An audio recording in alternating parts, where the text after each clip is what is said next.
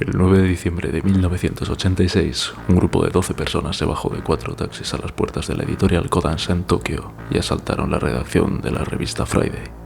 Varios trabajadores, incluidos el redactor jefe, resultaron heridos. El líder de este grupo no era alguien desconocido para los japoneses que siguieron el caso desde todos los rincones del país. Aquel hombre se llamaba Takeshi Kitano.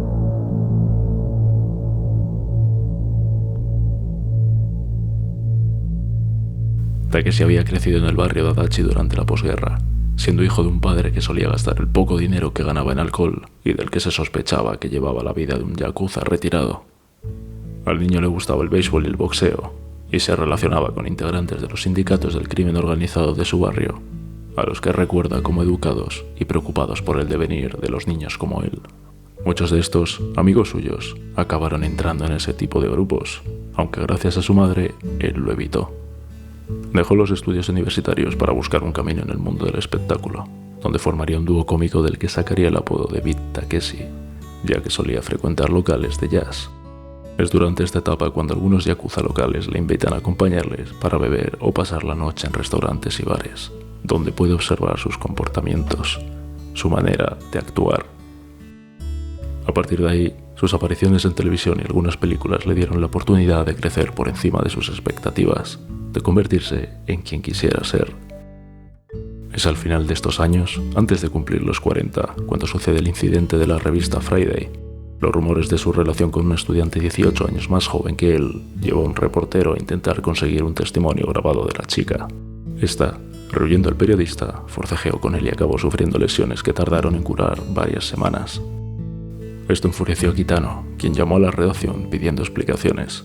Ante la negativa, el cómico y otros 11 seguidores fieles a su persona tomaron 4 taxis y se presentaron en las oficinas de la editorial Kodansha con la intención de no usar la violencia. El redactor jefe, tras la discusión inicial, dijo que era muy bueno en karate y Kitano dio la orden de olvidar lo dicho anteriormente. La pelea dejó a varios heridos y una condena de 6 meses de prisión para Kitano, quien tuvo la oportunidad de dar una rueda de prensa para explicar lo sucedido. Guardando la compostura, proyectando el aura de un líder, Kitano parecía poseer las cualidades de un auténtico yakuza. Aunque evitó la cárcel, este incidente provocó un parón de varios meses en su carrera, de la cual conocemos el castillo de Takeshi, mejor conocido por todos como Humor Amarillo. Pero no solo se limitó al medio televisivo, sino que diseñó el videojuego Takeshi Challenge, infame por sus mecánicas e integridad moral, pero admirado en la actualidad por su precocidad a la hora de usar elementos metalingüísticos, algo que haría célebre a otro compatriota más adelante. Aquel videojuego salió a la venta justo el día después del incidente. Pero lejos de perjudicarle, aquellos sucesos aumentaron su fama y le brindaron la oportunidad que cambiaría su vida para siempre. En 1989 le fue propuesto interpretar el papel de un policía con aires de Harry el Sucio. Ante la retirada del director, el propio Kitano decidió tomar el mando y realizar él mismo la película, que reescribiría casi al completo. Es con Violent Cop cuando comienza su carrera cinematográfica. Go ahead. Make my day.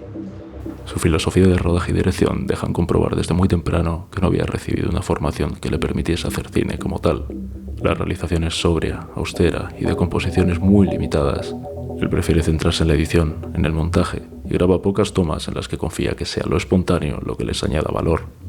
Sin embargo, son esos elementos los que han definido sus películas hasta el día de hoy, dando forma a un estilo único y totalmente reconocible. Lo que no es tan conocido es que la propia vida del director se haya reflejado de una manera tan contundente en sus obras, aunque han sido los años los que le han ido haciendo reconocer lo que ocurría. Desde el comienzo muchos comenzaron a sospechar que Kitano pasaba por una crisis existencial repleta de pensamientos suicidas. Un accidente de moto le dejó postrado con consecuencias para los músculos faciales, que muchos consideraron que jamás volverían a sanar. De hecho, el propio director considera a día de hoy que aquel accidente pudo haber sido inducido por aquellos pensamientos intrusivos. En las películas de Kitano podemos observar con frecuencia comportamientos profundamente nihilistas, donde las aspiraciones de los personajes simplemente no existen.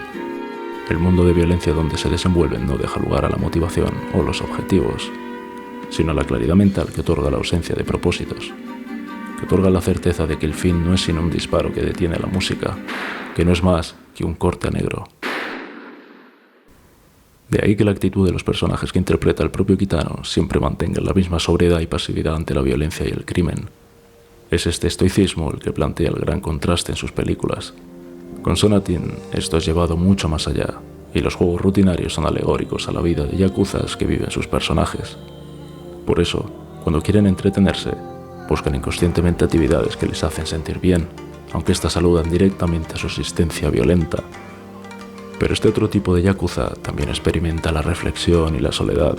Con Hanabi o Flores de Fuego, Kitano nos cuenta lo que pasó por su cabeza mientras se recuperaba del accidente, de cómo afrontó la curiosidad que le ofrecía la muerte.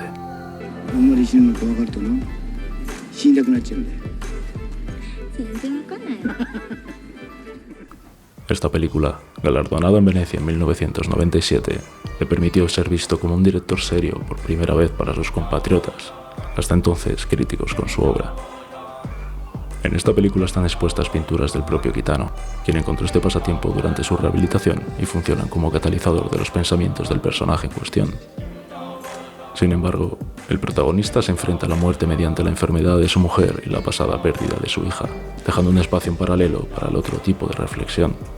Crea una dualidad en la propia trama que no habla sino de sí mismo, bajo dos personajes diferentes. De esta manera, el arquetipo de yakuza se ve roto como no se había hecho antes. Otro japonés más destruye otro arquetipo durante los años 90. Y todavía muchos se preguntarán por qué la cultura nipona sigue siendo trascendental para el resto del mundo a día de hoy. Hasta entonces, las películas de mafia japonesas se habían centrado en la figura de un yakuza que, como Robin Hood, hacía el mal por un bien mayor. O en otras palabras, robaba al malo para entregarle al bueno. Por eso, las luchas siempre se daban en contra de alguien que no seguía el código del sindicato, en contra de la corrupción, con la finalidad de reponer una base justa para la sociedad. La razón de que esto se diese así es porque muchas de estas películas fueron financiadas o controladas por yakuzas en la realidad. De películas con un patriarca bondadoso y traicionado donde el bien se antepone al concepto de sindicato criminal, se pasa a una serie de héroes solitarios que reforman su jerarquía para darle un sentido más puro. El cine de Kitano rompe porque no persigue ninguna de estas doctrinas, sino porque bajo aquel nihilismo se nos presentan personajes que solo sobreviven otro día, sin exigir o esperar nada más de la vida. La muerte está considerada un elemento más al que no se le da importancia, porque es algo rutinario, común. Por eso se puede ahogar a alguien por accidente cuando solo se le pretendía asustar, o quitarse la vida por el simple hecho de que se tiene las agallas para hacerlo. Los tiroteos no están cargados de acrobacias y movimiento, sino todo lo contrario. Los hombres se disparan sin pestañear hasta que uno de los dos bandos cae, y el silencio de nuevo inunda la sala donde yace. Dan realmente la sensación de que no importa si son ellos quienes reciben las balas, de que no habría una diferencia al despertarse al día siguiente por el simple hecho de estar vivos. Así, la libertad de los personajes se encuentra en un final del que no rehuyen, como si la ausencia de esperanza les otorgase la capacidad de actuar como realmente quieren. Quizá el propio Kitano usa estos personajes para dejar volar sus aspiraciones menos realistas, como aquel chico que tardaba tanto en volver del baño en Boiling Point. Él mismo dice usar sus dos personalidades, Takeshi Kitano para las películas y Beat Takeshi para la televisión, como títeres que él controla, pero sin saber si a su vez tiene cuerdas pegadas a su espalda. Es difícil establecer dónde comienza la persona y dónde acaba el personaje, pero en ese misterio radica su encanto, algo que él sabe bien. Por ello, siempre quedará la duda de que sea ese tercer Kitano, el que haya logrado conseguir en el mundo audiovisual ser el mismo, ser el otro yakuza.